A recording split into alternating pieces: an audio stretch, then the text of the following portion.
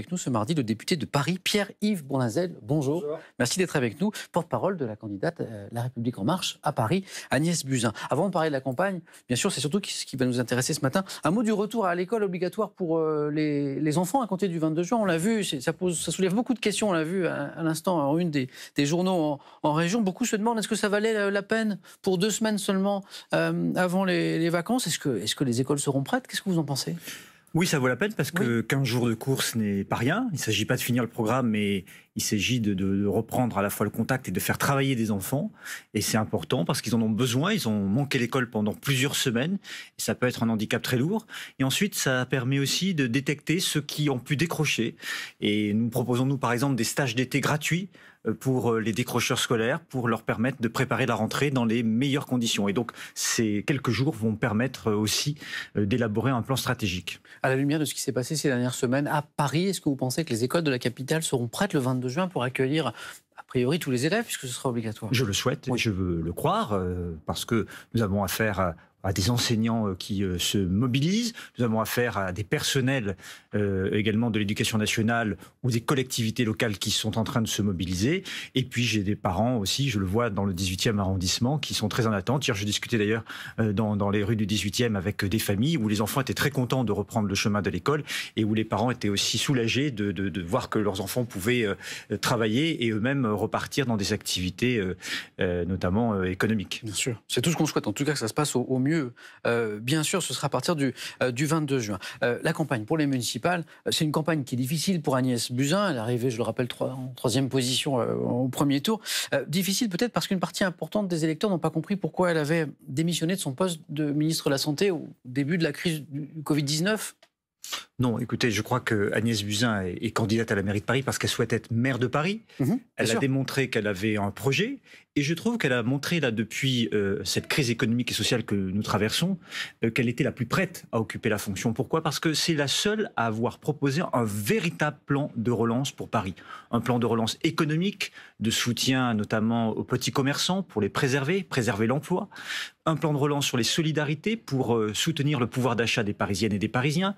Un fonds de garantie municipal pour permettre de maintenir des familles dans le logement social et dans le logement privé si elles perdent du pouvoir d'achat, pour leur permettre de rester dans leur logement. Un fonds de garantie qui rassure les propriétaires parce qu'ils seront payés, mais qui permettra à des locataires de rester dans les logements parisiens. Et puis aussi la préparation de la ville de demain, c'est-à-dire un grand plan de transformation écologique, lutter contre le bétonnage de Paris, qui est d'ailleurs la marque de Madame Hidalgo, qui veut faire des tours à Bercy-Charenton, ou dans le 18e à Ordener-Poissonnier, qui souhaite bétonner quand nous on veut des espaces verts de respiration. On l'entend, Agnès Buzyn a un programme, notamment de relance économique, solide, oui. et un programme. Et je reviens quand même à ma question. Est-ce que le mauvais score d'Agnès Buzyn au premier tour, je rappelle qu'elle arrive en 3e position, ne peut pas s'expliquer en partie par une incompréhension des électeurs sur le fait que la ministre de la Santé est préférée, alors qu'on était au début de la crise du Covid-19, et elle-même a reconnu dans une interview au Monde qu'elle savait que c'était grave, qu'elle a préféré abandonner le ministère de la Santé. Non, ça se passe pas pour comme ça. Se présenter à Paris.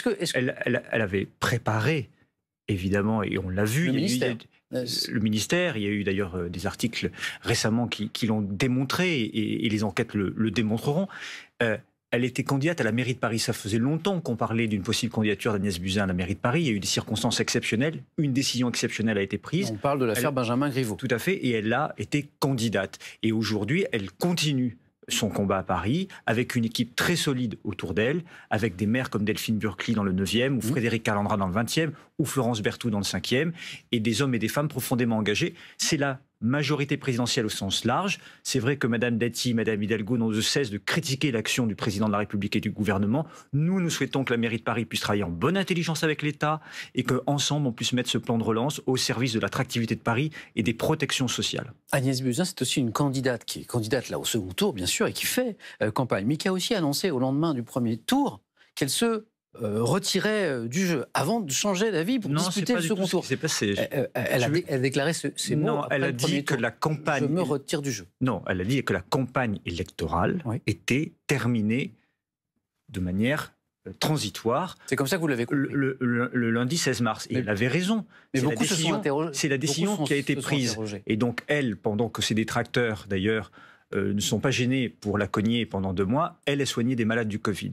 Chacun prend ses responsabilités. C'est une femme d'intérêt général, Agnès Buzyn. Elle a été beaucoup attaquée, mais c'est une femme d'intérêt général. Elle a fait le plan cancer avant d'être ministre de la Santé, qui a été salué par tous. Elle s'est occupée de l'hôpital Necker des enfants malades. C'est une femme qui a mené des missions dans sa vie. Elle a su travailler en équipe. Et aujourd'hui, on a besoin d'une femme d'équipe. Et vous dites, elle est arrivée 3e. Oui, elle est arrivée 3e au premier tour, mais il y a un second tour. Depuis, s'est passé beaucoup de choses. Les cartes sont rebattues et chacun a bien compris que entre le partage de Mme Dati à l'ouest et le partage de Mme Hidalgo à l'est, c'est toujours dans ce jeu-là Mme Hidalgo qui gagne. Nous sommes une force centrale, profondément européenne, profondément humaniste, qui pouvons rassembler des hommes et des femmes venus d'horizons différents, et nous sommes les seuls à pouvoir basculer les choses. Et dans les arrondissements clés, comme par exemple le 18e où je suis candidat, eh bien je suis arrivé en tête largement devant la liste de Mme Dati, et nous sommes là aussi le vote utile pour faire le changement. Parlons sans détour. Est-ce que l'objectif aujourd'hui, c'est de limiter la casse, entre guillemets, c'est-à-dire d'obtenir le maximum de conseillers à Paris et d'élus pour pouvoir peser, pour être une force d'opposition? Est-ce que vous pensez encore vraiment que la victoire est possible? Mais on sait très bien que ce n'est pas facile. Je suis lucide, nous avons regardé les résultats du premier tour, mais dans une élection, on y va pour gagner, pour convaincre, parce qu'on a un projet, parce qu'on a des convictions, parce qu'on aime Paris. On est beaucoup d'élus comme moi à être implantés, je pense à Delphine Burkli et tant d'autres, Frédéric Calandra, à être implantés à Paris depuis longtemps, à connaître cette ville, à la ressentir, à vouloir la servir. Donc on y va pour gagner, même si on sait que ce sera extrêmement difficile. On a bien vu les résultats du premier tour, mais on a vraiment cette volonté de faire bouger les lignes. La République En Marche a repoussé un accord avec Rachida Dati. Ça a été dit très clairement, j'en ai parlé avec Mme Dati ici même d'ailleurs, pour ne pas perdre en lisibilité. Mais vous laissez, enfin pas vous personnellement, mais la République En Marche, votre tête de liste dans le 5e, qui est Mme Florence Berthoud, fusionnée avec la liste LR. Est-ce qu'on gagne en lisibilité là?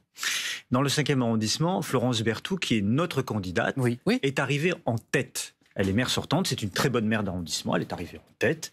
Et elle fusionne avec la liste LR. Elle fait un rassemblement local, municipal, pour une majorité d'arrondissements dans le 5e, et elle a été rejointe par la liste de Mme Biraben, de Mme Dati. Voilà, c'est un cas particulier. À Paris, nous sommes très clairs, nous avons la cohérence de notre projet, nous avons un cap, et nous avons aussi des propositions très claires. Nous sommes les seuls à porter vraiment cette campagne sur le plan de relance. Qu'est-ce qu'on peut faire pour les commerces ?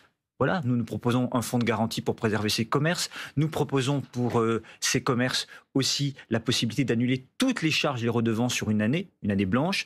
On propose pour la scène culturelle parisienne, ce n'est pas rien. À Paris aujourd'hui, les librairies indépendantes, les théâtres, les cabarets, les cinémas. La période a été un soutien important, en s'appuyant d'ailleurs sur le plan du gouvernement, de soutien aux intermittents, aux auteurs, aux artistes, à tout l'entrepreneuriat culturel.